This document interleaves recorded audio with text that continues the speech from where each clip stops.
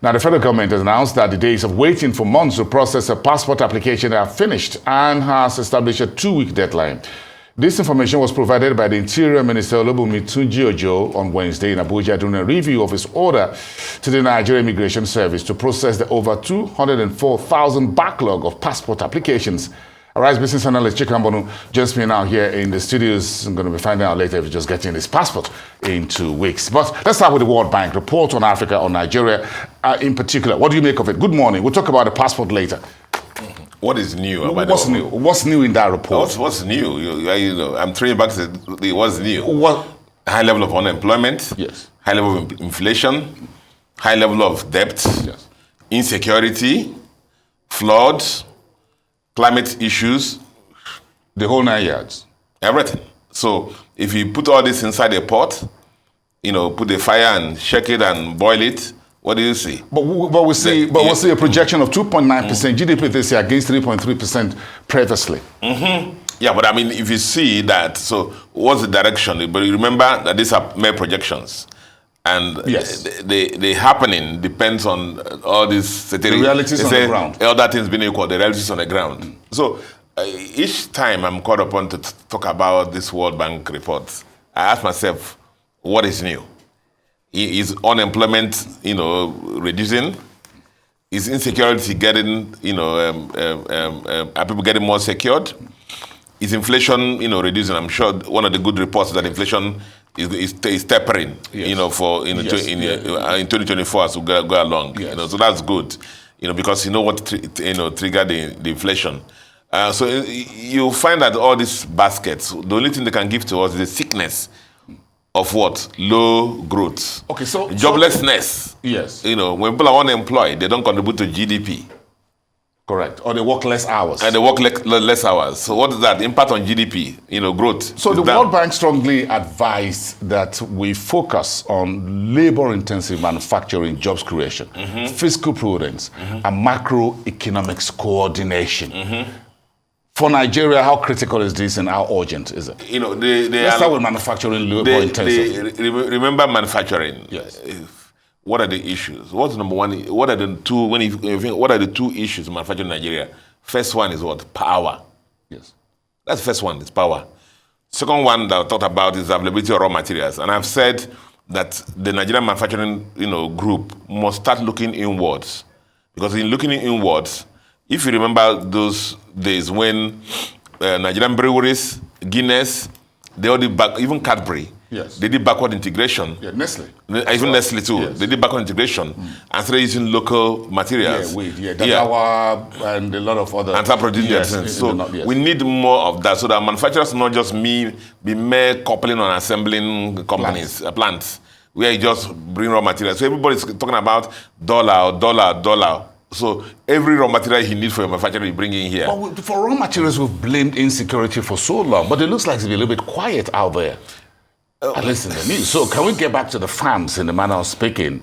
But it's not as that. Remember that the kind of things happening in Plateau, on the news? Yes. Remember the things that happened in Zamfara lately? Yes. Also, even in Mbonu. But there are 36 states in the country, so not every state is in the hotbed. Yeah, but historically, you would have known some beds or some parts of this country as where you have the zones for agricultural production. Yes. And that's why there's Plateau, Plateau, Benue, Niger State. Those are areas. You see, Niger State is even like, we hear, not confirmed that some local governments there are not under Nigerian control. Quote and unquote. Quote and unquote. Yes. And these things are happening, and we're hoping that as stability returns to the Nigerian political space. But we can do a whole lot more in the southwest and southeast, my friend. But it requires reordering, and that's why what things are talking about our subnational government. Because subnational governments, remember in those days, there was this guy, I think, Oyaki Lome, who was ruling River State in those days, and he had this program about agriculture, and a lot of young people, participated in it. So these days, you never hear about any state doing anything What you hear is about FAC allocation being collected and then, they build airports. Airports, yes. And flyovers. Every governor wants to have an airport in his distance because, they don't want to do any journey, There's only one flight in 1 week, at the airport. But what about coordinated macroeconomic policies? Do you see that under the Tinubu's administration being the way to go? Because this looks like it's speaking to us. The fundamental things required to get the economy right are there to be done. Remember, we said this every time on this program, that our problem is not planning. If it's a planning, Bosun, since 1960-something, Nigeria has been doing development plans. Okay, let's even start from 1970. Development plans. If you go to development plans, one of the key planks there has always been what? To diversify Nigerian revenue base from what? Oil. Has that happened? Since 1970. So it is not the planning. Okay, the government has come into power now and said they have an 8-point agenda, and stuff like that. None of those things is, reinventing. None of them is new. So the issue has been what? Execution, execution, execution. And the sincerity of purpose. I always say governance is very simple if you're willing to do good. But so on the side of fiscal prudence, where else do you think the current administration should chop off the fat parts so that we can remain lean? Put the fiscal balance in the gym, morning, day, and night. But there was an article I was reading yesterday about the number of aides. Number of aides that these governors are appointing. Oh, yeah. You see the number of aides the governors are appointing, 1,000 this and one. Jobless. I just don't get it.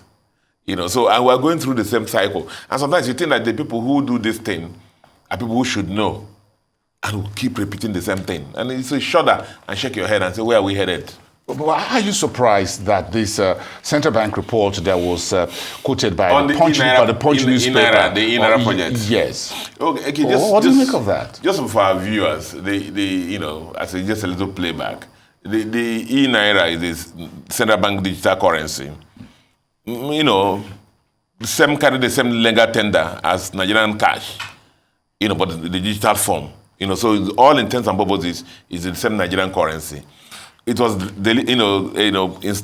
put in place to assist financial inclusion, especially in the retail segment of the country, and for the areas where they are not unbanked areas. But it has not gone as well as it should have, as expected, and so that's the issue. Now, the report they talked about the creating instability has to do with the fact that now the Central Bank of Nigeria is the person hosting the POS. Yes. So what happens now is you take your money from the commercial bank in cash, yes, and go and put into your POS, yes, hosted by Central Bank of Nigeria, yes. So that once he leaves your commercial bank and enters Central Bank of Nigeria, it's no longer available for lending. It's sort of sterilized. Sterilized. Thank you. Thank you for the word. Yes, it's sterilized. Sterilized. But can I still use it as a bank customer? It's my money. So I got 100,000. So I put 50,000 in the e-wallet. Of course, the idea of the e-Naira is for me to spend it. But you see, the issue is spending with who? So there are two levels with you. There are two levels of spending there. Yes. The first level of spending is the wholesale spending, the vendors and other people like that. Yes, the merchants. The merchants. Yes. Second level of spending is the retail side, the individuals who are doing the exchanges. That's me and you exchanging Naira and stuff like that. Yes. Now, whereas at the merchant level, at the wholesale level, there have been decent transactions there. But at the retail level, it hasn't really happened. It hasn't really happened. The day-to-day, on the move. On the move, yeah. So if I enter an eatery, for example, without mentioning names, I got to pick up 3,000, whatever. Yeah. Should be able to use that e-wallet. Exactly. But is this essentially because we love the cash in our hands in Nigeria? I have a feeling also that the Central Bank has a lot more work to do in educating the public as to spend their money that they have in the e-wallet. But not even that. You see, is to get the critical mass of people to sign on to that. But the central bank report, according to this report, was that there's so much money there that the banks are getting starved. They could get starved for cash. 1.6 billion naira. 1.6 trillion billion naira. out of the whole deposit base. It's a portrait. Okay. Yeah, it's a drop in the ocean. Yeah, drop in the ocean. What about the passport? The passport. Yes, I love that story. I thought that's what you have in your bus pocket. Yes, my passport here. Yes. I love that story when I saw it because of two things. One, it tells you where there's a will, there's way. This minister, I think Tunji-Ojo, something like that, Olubunmi has come in and from the first day set his pace and said, this is what I want to achieve. I want to clear the backlog in 2 weeks. And he did. He did it in 3 weeks. Which shows you that where the will, there's way. That if the minister has come out there to set out to work, now we can't kick the bureaucracy. Things will happen. So it's clear that. But the news is that there's a 2 weeks process. Because that's why I'm going. He's come there to say, see, when we are going to apply for visa and embassies, we upload our passport pictures. Yes. We upload our documents. Yes. Why do we have to physically go to the passport offices once be handed over our pictures? Including the head office of the NIS in Abuja. Yes, immigration. How? So if you go to a typical passport office, you will find is a mayhem that's happening there. You can say that. You can say that again. I actually give this minister. That's why I love this story. Yes. That for the other ministers also, let's not. A lot of you are still in the honeymoon phase, jamboreeing around, driving sirens around. Settle down and work. Let's start seeing There's a whole lot of work to be done. Let's see the. But let's see this 2 week window. He will deliver it because from the day I put in my application. And I get the passport in 14 working days. It is not. It's because people have put gates there to earn money. That's why. If you go to typical passport office, it's confusion there. So people now some people are going to be miserable with this. I don't want to call names. They're going to lose their. Don't point fingers. They're going to use their multiple other streams of income arising from the minister. Reducing the frustration of Nigerians in getting passports, because this has been a torture. Yeah. I lost one major business in South Africa because my team couldn't go.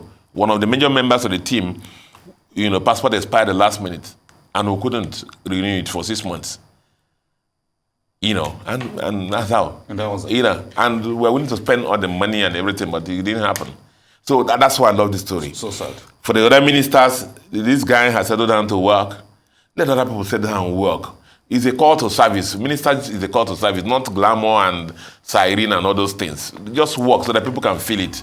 Yeah. This is how people are feeling the democracy dividend. Yeah. The fact that you go to a passport office, you spend maximum 2 weeks or whatever, and get your passport. Okay, Chika, Mbonu, thank you so much for this. Thank you. That's your Independence Day message. I take that. It's the 5th day, but of course, it's never late than ever. Thank you. Have a great day. Let's have this.